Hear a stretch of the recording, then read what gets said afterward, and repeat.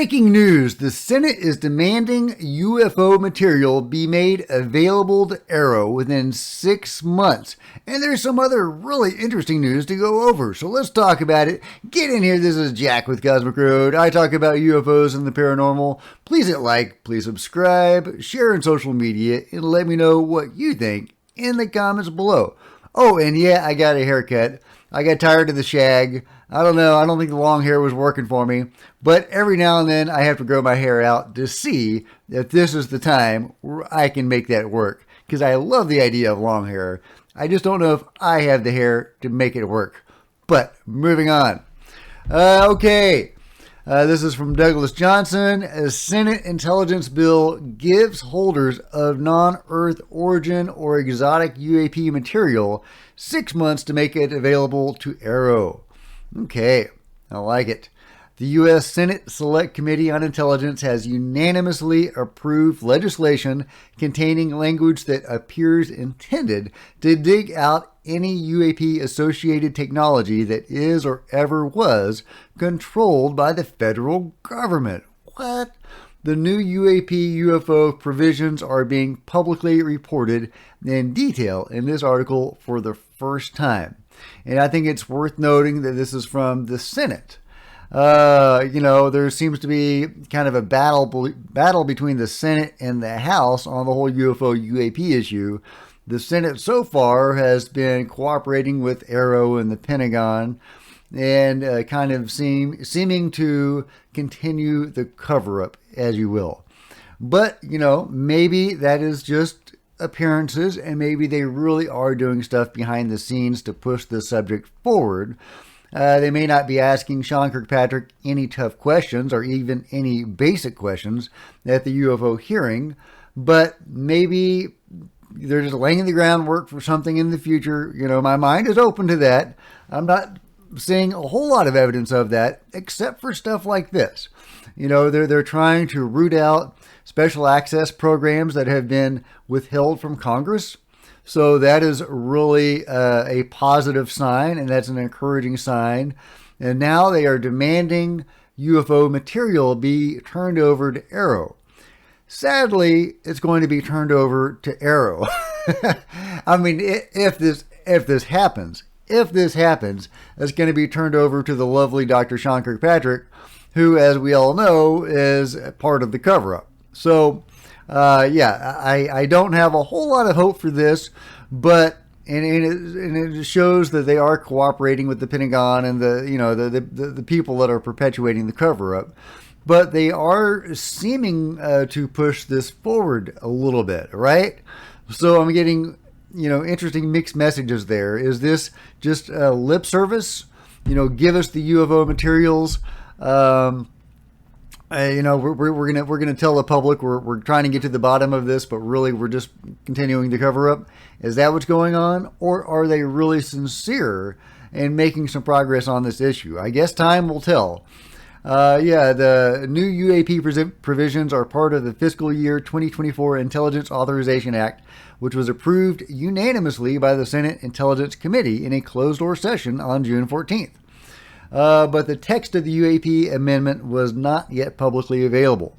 The new UAP language would require any person currently or formerly under contract with the federal government that has in their possession material or information provided or by or derived from the federal government relating to UAP that formerly or currently is protected by any form of special access or restricted access, to notify the director of AARO within 60 days of enactment, and to provide within 180 days a comprehensive list of all non-Earth origin or exotic unidentified anomalous phenomenon material possessed, and to make it available to the AARO director for assessment, analysis, and inspection.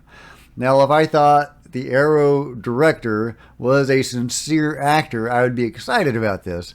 If I thought the senators involved in this were sincere actors, I would be excited about this. Again, time will tell. I'm not seeing a whole lot of hope from the Senate, but I mean, if this is a sincere effort, I would love to be proven wrong on that.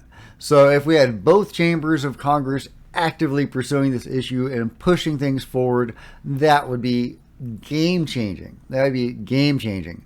Instead of looking for a Hail Mary from Tim Burchett, we could be looking for disclosure from the entirety of Congress. Wouldn't that be nice? Wouldn't that be nice? And on that front, we do have some words from Marco Rubio, Senator Marco Rubio. He was asked about David Grush, and he says he has been kind of radio silent for a long time, Marco Rubio, on the whole UAP issue. You know, initially he was really gung-ho on it, and he was one of the more outspoken people in the Senate on the UFO issue. Him and Kirsten Gillibrand were, you know, the tip of the spear on all of this. And then, even though Kirsten Gillibrand has continued to make comments and be public on this, even, you know, chairing the hearing with Sean Kirkpatrick, which she, again, didn't ask him any real questions or even, you know, any basic questions. Just gave him a pass on everything when he says there's no evidence of any craft that can defy the known laws of physics. She didn't push back on that at all. So, but Marco Rubio has been extremely silent on all of this. But he was asked by a citizen journalist about David Grush, and he said, "We've begun the process of interviewing David Grush in an open hearing." And I assume that means the Senate. So I guess he's going to be interviewed publicly by both the Senate in the House, or is he talking about just generally in Congress? Is he talking about the House?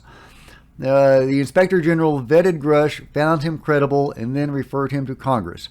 Obviously, it's up to the chairman, Mark Werner, to decide what direction to go. Now, Mark Werner is in the Senate, so I'm assuming that Marco Rubio is talking about the Senate. So that means we are potentially going to get public hearings in both chambers of Congress with David Grush. So that is very exciting. There's going to be a lot of publicity on this issue.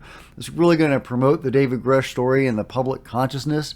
That's going to be huge. It's going to be amazing. So, irregardless of whether Congress actually does anything with that information, which I hope they will, you know, they're talking about rooting out these secret special access programs that have been kept in the dark from Congress. So hopefully we'll have some progress on that. But that does look like that is the direction things are going, is that we're going to have open hearings with David Grush in both chambers of Congress.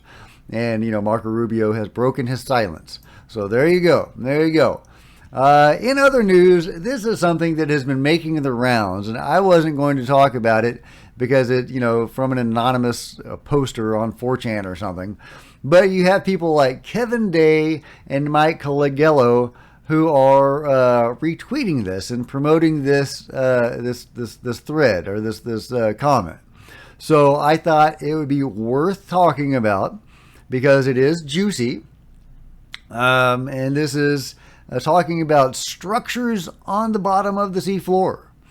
And I'm just going to read it. Well, since they said it, I guess we can talk about it. And I don't know who they are. I'm not sure what thread this is following. But he says, did you know back in the 1970s that the U.S. Navy placed acoustic sensor devices all throughout the ocean floor? This was to map the ocean floor, detect submarines, and to find other anomalies. The technology covers a large portion of the ocean floor and has given the Navy an amazing perspective on the underwater terrain.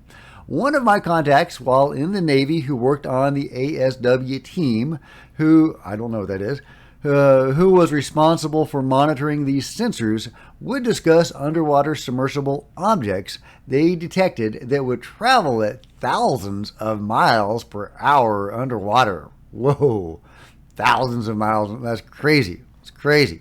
Yeah, take that, stick that in your hat, Sean Kirkpatrick, defying the known laws of physics. Come on. I mean, obviously, we live in a physical universe, more or less. There's, you know, wibbly wobbly, you know, wiggle room for physics with, you know, quantum mechanics and bending the space and time. And, you know, you can make that work within the laws of physics, theoretically.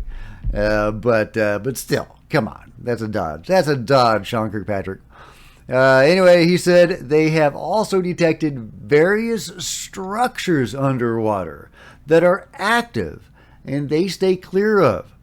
So there are objects that can go thousands of miles underwater, and there are giant structures that the submarines would steer clear of.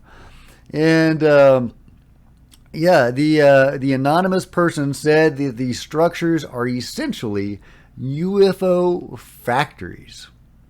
Okay, so they're pumping out UFOs on the seabed. Is that what's going on? And they're mobile stations that our guys steer clear of. Is that possible? Does that make any sense? I don't know. I don't know, guys, but I thought that I would bring that to your attention because this is making the rounds, and it's being promoted by some interesting people. So, but to circle back to David Grush, I did want to get Gary Nolan's comments. Gary Nolan has chimed in, and he says of David Grush, he's got tremendous courage to come forward. I think the critics are missing the point, though. The point is not his particular claims per se.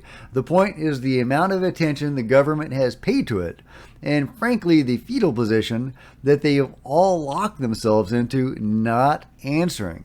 I mean, that tells you more, I think, about the value of the things that he said, as well as now all of the senators and congresspeople have come forward, and I don't know one of them who said it's rubbish. So there you go, Gary Nolan basically supporting the David Grush story, and highlighting how Congress seems to be on board with this, but how the rest of the government has been silent, and is, I don't want to say the rest of the government because I think this is very compartmentalized. But anyway, so that is Gary Nolan's comments. He has officially chimed in. We have Marco Rubio having chimed in now, and now Gary Nolan. And meanwhile, we've got the Senate pushing for actual UFO materials to be handed over to AARO. Again, if I had any faith in AARO, I would be really excited about that. Time will tell. What do you think, guys? Is Sean Kirkpatrick a sincere actor? I mean, anything's theoretically possible, right? But yeah, let me know your thoughts in the comments below. Are you excited about the Senate seemingly pushing things forward, trying to root out these, the control group, basically, with these secret special access programs, and also trying to get UFO materials? Are you excited about that? That is, on the surface, very exciting to me. I'm not going to lie. I think that's really cool. But is it lip service, or are they actually sincere in these efforts? Let me know your thoughts in the comments below, and if you have enjoyed this video, please give it a big thumbs up. I sure would appreciate it. Smash the like button, smash the subscribe button, and the bell to be notified of future videos. Join me on social media. There's Facebook and Twitter links below. I would love to see you guys there. And if you could share this video on social media, be super helpful. If you want to support the channel, leave a super chat, buy one of my books, link in the description, or there's a PayPal link. And again, just share the video. That'd be helpful, really, too. So, okay, plenty of other videos on the channel. See you guys next time. This is Jack with Cosmic Road signing out.